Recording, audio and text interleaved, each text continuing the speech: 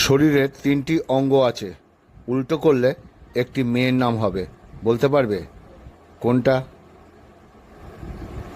তিনটি নাম আছে নিচে এবং এই তিনটি নাম তিনটি অঙ্গ। এই তিনটি অঙ্গের কোনটা ধরলে একটি মেয়ের নাম হবে, অবশ্যই উল্টো করে যদি তোমরা ধরো বলতে পারবে।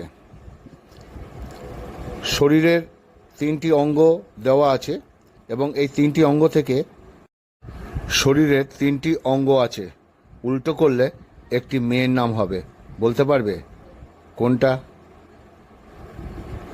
তিনটি নাম আছে নিচে এবং এই তিনটি নাম তিনটি অঙ্গ। এই তিনটি অঙ্গের কোনটা ধরলে একটি মেয়ের নাম হবে, অবশ্যই উল্টো করে যদি তোমরা